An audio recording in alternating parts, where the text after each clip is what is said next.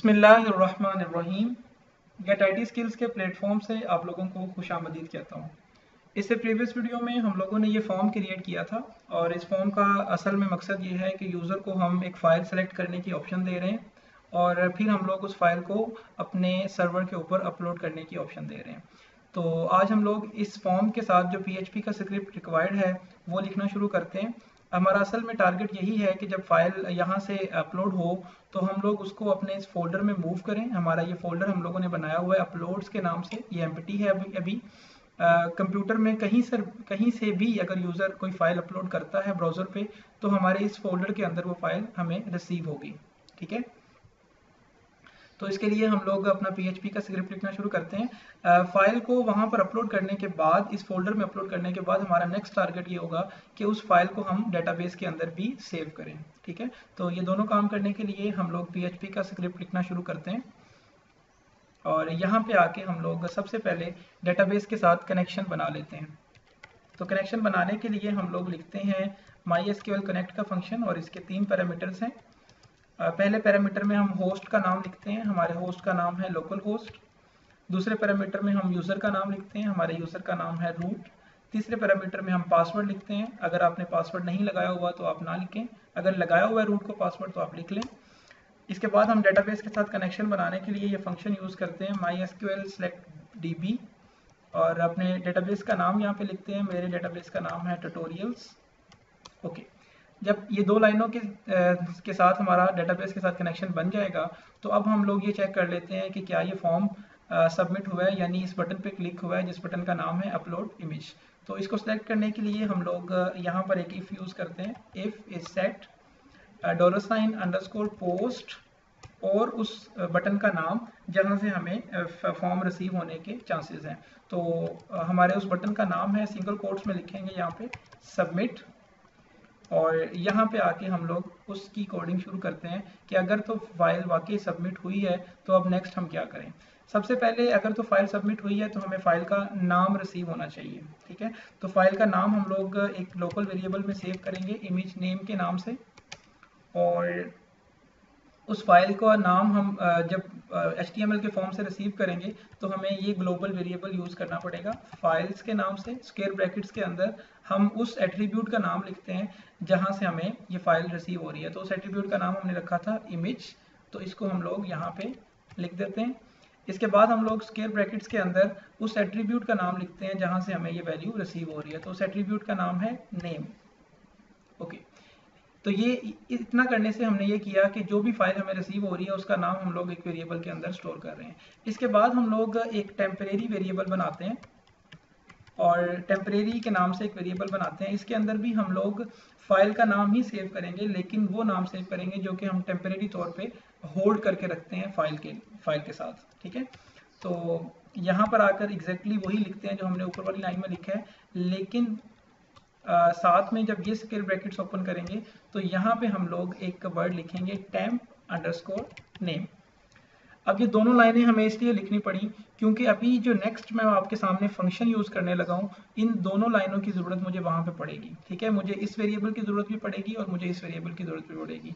तो क्योंकि इस वीडियो का और इस ट्यूटोरियल का मेन टारगेट ही ये है कि हम लोगों ने ये सीखना है कि फ़ाइल अपलोड कैसे होती है। तो फाइल अपलोड करने के लिए PHP का एक फंक्शन है मूव अपलोडेड फाइल। ठीक है, तो मूव अपलोडेड फाइल के अंदर ये 2 एट्रीब्यूट्स हैं। पहले के अंदर आप अपना फाइल का नाम बताते हो जो आपने टेम्परेरी रखा होता है और दूसरे एट्रीब्यूट में आप उस डेस्टिनेशन बताते हो। इसका मतलब ये हुआ कि यहाँ पे आपको इन दोनों वेरिएबल्स की ज़रूरत पड़ेगी। तो ये जो फाइल नेम है इसकी जगह पे मैं अपने टेम्परेरी वेरिएबल का नाम लिख देता हूँ जो कि अभी हम लोगों ने टेम्परेरी वेरिएबल बनाया होगा और उसके बाद हम लोग यहाँ पे डेस्टिनेशन के अंदर उस फोल्डर का नाम लिखते हैं जहाँ पे हम लोगों ने इस फाइल को सेव करना है। तो वो फोल्डर हमने बनाया था, मैंने अभी आपको दिखाया था, अपलोड्स के नाम से हमारा फोल्डर है और उसके अंदर हमने किस नाम से फाइल को सेव करना है वो नाम हम लोगों ने सेव किया था इस वेरिएबल के अंदर। तो यहाँ से मैं इस वेरिएबल को कॉपी करके यहाँ पे पेस्ट कर देता हूँ। ठीक है, अगर तो ये फंक्शन बिल्कुल ठीक काम कर रहा है तो हम इस फंक्शन की वैल्यू को एक वेरिएबल के अंदर यहाँ पे रिसीव कर लेते हैं और उस वेरिएबल का नाम मैं रखता हूँ मूव फाइल।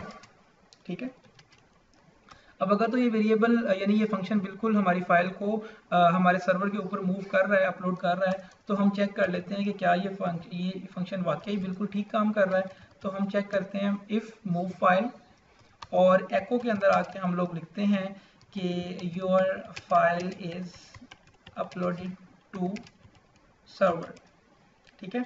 और अगर ये फंक्शन किसी भी वजह की बेस पे काम नहीं कर पा रहा, तो हम लोग एल्स लिखते हैं ताकि हमें पता लग जाए कि कहीं पर प्रॉब्लम आ गई है हमारे स्क्रिप्ट में। तो यहाँ पे हम वैसे लिख लेते हैं there is a problem with uploading. ठीक है, ओके। तो अभी तक हमारे इस कोड में कोई मिस्टेक नहीं है, तो ये कोड बिल्कुल ठीक काम करेगा। और अगर ये बिल्कुल ठीक काम करता है तो मैं आपको एक दफ़ा फिर ये सारा कोड एक्सप्लेन कर दूंगा, क्योंकि ये चीज़ें बिल्कुल नई हैं आप लोगों के लिए। पहली दफ़ा अगर आप ये काम सीख रहे हैं तो मैं एक दफ़ा इन सब चीज़ों को रिवाइज कर दूंगा आपके लिए।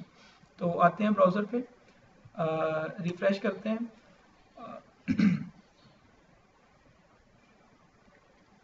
तो यहाँ पर हमें एक एरर रिसीव हो रहा है, इसको मैं देखता हूँ।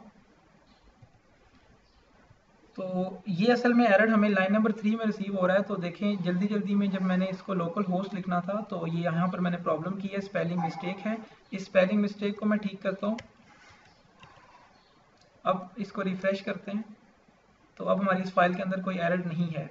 एक दफ़ा मैं आपको फोल्डर दिखा दूँ जहाँ पे असल में हम लोगों ने इस फाइल को, देखें अभी ये फोल्डर बिल्कुल एम्प्टी है।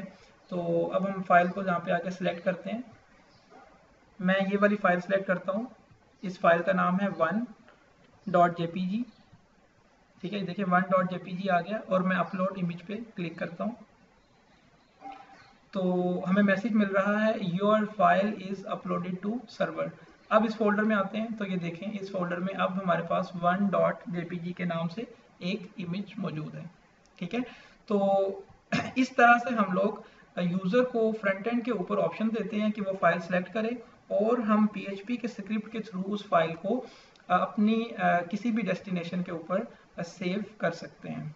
ठीक है, एक दफ़ा फिर मैं आपको एक्सप्लेन कर दूं कि इस फॉर्म के थ्रू हम लोगों ने फाइल का नाम रिसीव किया। ठीक है, और उसको हम लोगों ने एक लोकल वेरिएबल के अंदर सेव किया। फिर हमने उस फाइल का एक टेम्परेरी नेम रखा। जब भी हम फाइल को मूव करवाते हैं तो हमें इस वेरिएबल की ज़रूरत पड़ती है। फिर हम लोगों ने ये PHP का बिल्ट इन फंक्शन था मूव अपलोडेड फाइल के नाम से, उसकी 2 एट्रीब्यूट्स हैं। उसके अंदर हम लोगों ने एक टेम्परेरी एट्रीब्यूट लिखा और अपनी वो डेस्टिनेशन लिखी जहाँ पे हम लोग उसको सेव करना चाहते हैं, और उसको हमने स्टोर कर दिया एक वेरिएबल के अंदर। फिर हमने उस वेरिएबल को चेक किया कि क्या ये वेरिएबल बिल्कुल ठीक काम कर रहा है। अगर वो ठीक काम कर रहा है तो हम इस फाइल को हम यूज़र को ये मैसेज दे रहे हैं कि your file is uploaded to server. अगर कहीं पर मिस्टेक हुआ है तो फिर हमारी ये एल्स की बॉडी रन होगी, वहाँ पे लिखा हुआ है there is a problem with uploading. तो देखिए नेक्स्ट हमारा टारगेट ये होना चाहिए कि जो फाइल भी यूज़र ने अपलोड की है वो हमारे सर्वर पे अपलोड होने के साथ साथ डेटाबेस के अंदर भी स्टोर हो। ठीक है, तो इस काम के लिए नेक्स्ट वीडियो में हम लोग इसी फाइल को थोड़ा सा एक्सटेंड करेंगे, और 2-4 लाइनें ही हैं जो कि अब हम लोगों ने इस फाइल में लिखनी है, और उन 2-4 लाइनों की वजह से हमारी वो फाइल जो अभी हमारे फोल्डर में अपलोड हुई है, वो फाइल डेटाबेस के ऊपर भी कहीं ना कहीं किसी फोल्डर में या किसी टेबल के अंदर हम लोग उसको सेव कर लेंगे। ठीक है, तो ये वीडियो देखने के लिए बहुत शुक्रिया। मेरे चैनल को सब्सक्राइब करें। अल्लाह हाफिज़।